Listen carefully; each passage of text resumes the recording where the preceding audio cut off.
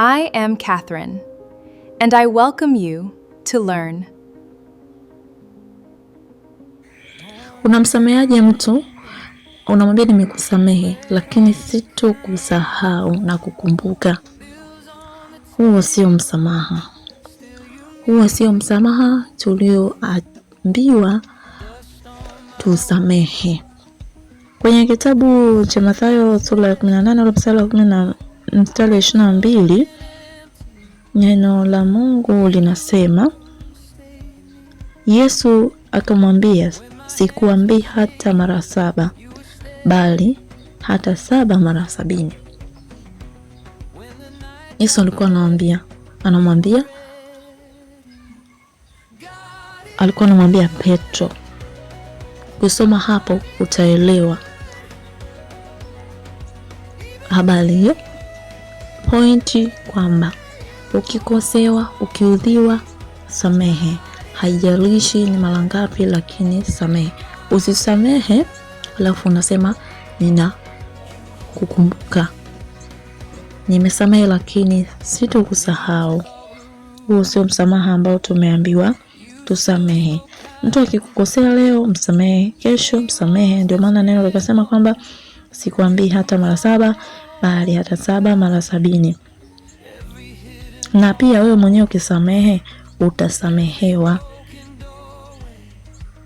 Ukisamehe na wewe utasamehewa na Baba yetu aliye mbinguni. Yaani unapomsamehe mtu anapokukosea, na wewe mwenyewe utasamehewa. Wewe si mwanadamu, kuna wengine unayafanya hata hujajua, lakini unajikuta umemkosea mtu. Haujakusudia, unakuta umemkosea mtu. Haukupanga kabisa kumkosea mtu. Pengine tu katika kuongea kwako umeongea haraka, mwenzako kupenda uongee haraka, umemkosea mtu. Sasa hapo unatakiwa tu usamehe. Ukikosewa samehe, ukimkosea mtu samehe. Yaani haijalishi mara ngapi, lakini hata 7 mara 70 ni kusamehe tu pasipokuwa na kikomo. Tunatakiwa tusamehe ili na Baba yetu wa mbinguni atusamehe sisi maovu yetu. Kwenye Mathayo ile sura ya 6 ule mstari wa 14, unaweza kusoma mstari wa 14 mpaka 15. Kwa maana neno la Mungu linasema, kwa maana mkiwasamehe watu makosa yao, na Baba yenu wa mbinguni atawasamehe ninyi. Bali msipowasamehe watu makosa yao, wala Baba yenu hata wasamehe ninyi makosa yenu. Umeona mpendwa? Ukisamehe na unasamehewa.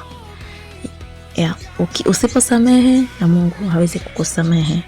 Sasa haijalishi unakosewa mara ngapi, haijalishi unaudhiwa mara ngapi, haijalishi unakerwa mara ngapi, lakini neno la Mungu linatusihi ukikosewa samehe, ukiudhiwa samehe, hata 7 mara 70. Hii si mimi, ni neno la Mungu. Na neno la Mungu ndilo taa na mwangaza wa maisha yetu, njia zetu. Na neno ni Kristo Yesu, ambaye ndio Bwana na Mwokozi wa maisha yetu. Na sisi kama ni wana wa Mungu, sisi kama wa Kristo ambao ni wafuasi wa Kristo, ni lazima tulifuate neno la Mungu. Linapotuambia tusamehe, bali tusamehe.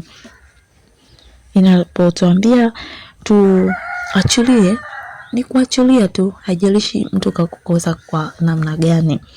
Tupo kwenye dunia hii, yani hauwezi ukasema kwamba wewe ni mtakatifu uliyekamilika, lakini tunaendelea kuishwa na kufanya watakatifu kwa sababu yako mengi sana ambayo unaweza kuyatenda na ukawa umemkosea Mungu, umekosea watu. Lakini unapokuwa unasamehe, na Mungu atakusamehe hata yale makosa ambayo wewe haukuyajua, haukuyakusudia, na Mungu atakusamehe, atakuweka huru. Utakuwa huru kwenye vifungo, maana kutokusamehe nako ni kifungo. Atakuweka huru na atakuweka huru na mateso. Naweza nikakupa ushuhuda kidogo mfupi tu, ambapo nilipokuwa nimeokoka nikawa ninasali, ninaimba kwaya. Kuna kwaya moja ilikuwa nzuri sana, ilikuwa inaitwa Batimo kwaya. Tukiwa tunamsifu Mungu, tunamtukuza Mungu. Kulikuwa na dada mmoja alianza kunikwaza. Yaani unajua mtu akiwa anakukwaza, afu akijua unakwazika, anaweza akakukwaza tena kwa makusudi au kwa bila kukusudia. Yule dada alikuwa hapendi mimi niimbe. Nilikuwa nikitunga nyimbo pale naimba, lakini yule dada alikuwa hataki niimbe. Kwa hiyo alikuwa akitengeneza mazingira kwamba nisipewe maiki, nisisoro. Lakini hivyo nilikuta na mimi nimeanza kumchukia. Nikiwa nimekaa kwenye mstari wa mbele tunaimba, anasema yule pale anakosea step, inabidi arudishwe nyuma, maana alikuwa kiongozi wa chini kidogo, na arudishwe nyuma. Lakini siku akija mwalimu wa kwaya anasema mbona huyu anaimba vizuri, mbona anafanya vizuri. Sasa nilipoona kwamba huyu ananichukia alafu kumbe nafanya vizuri, nilianza kuumia kwenye moyo wangu, nikaanza kutengeneza maumivu ya moyo. Iliendelea hivyo, ikawa sasa hata tulivyofika studio akaongea na wale wanao rekodi na producer, akawaambia kwamba mimi na yule pale dada na huyu mwingine ndio tunaweza kusoro, lakini huyu hapa hawezi kusoro, yani mimi. Lakini wao wakasema kwamba kwa nini wewe unamuongelea sana, ngoja tumlete hapa. Nikapelekwa, nikaimba, nikafanya vizuri. Bifu likawa limejengeka pale, tukawa hatuko na amani. Na yeye ikajikuta sasa yeye alikuwa akinichukia sana, alafu na mimi nikawa naumia sasa, na sikuwa nimejifunza nguvu ya msamaha. Nilichukia sana.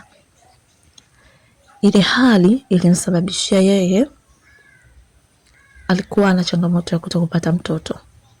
Alikuwa kwenye ndoa yake ana miaka mingi hajapata mtoto, na akawa nawaza sana, ikasababisha akawa na asasi, akapata vidonda vya tumbo, na tatizo likawa kubwa. Kwa hali ya kawaida haikuwa rahisi kupata mtoto. Siku moja alikuja mhubiri mmoja, akaja pale akahubiri, lakini alikuwa katika kuhubiri anafundisha somo la msamaha. Alifundisha sana lile somo la msamaha. Watu wameshikilia vitu, watu hawezi kuachilia. Akimwona mwenzake anafanikiwa anachukia, akiona mwenzake anafanya vizuri anachukia. Na wewe unaifanya vizuri ukiona unachukia na unamchukia, Mungu hapendi jambo hilo. Usiposamehe na Mungu hatakusamehe, usipoachilia na Mungu hatakuachilia, kwa sababu Mungu ndiye muumba. Alifundisha lile somo, niliumia sana.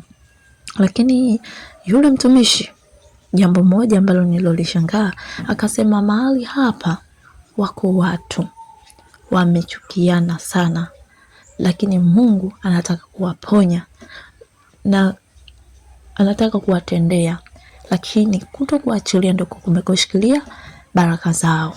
Kutokuachilia ndiko kumekoshikilia wabaki na mateso.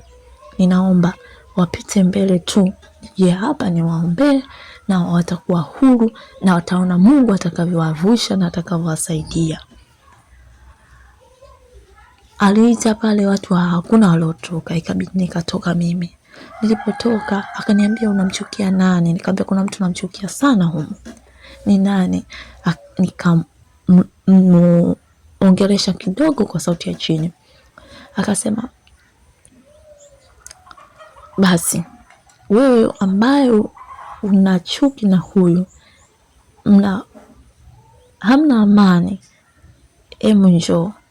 Yule dada akapita, alituombea, yule mtumishi wa Mungu akatuombea, akatubariki, na kutoka hapo Baada ya miezi michache tu, yule dada alipata mtoto, alikuwa mjamzito na hatimaye akajifungua mtoto wa kiume.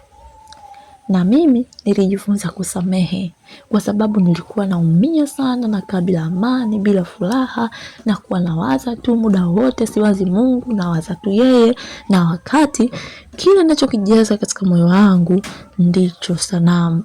Kwa hiyo nilikuwa namjaza mtu badala ya Mungu, na Mungu hakuweza kuonekana zaidi kwangu, ila nilipoachilia nikamwona Mungu.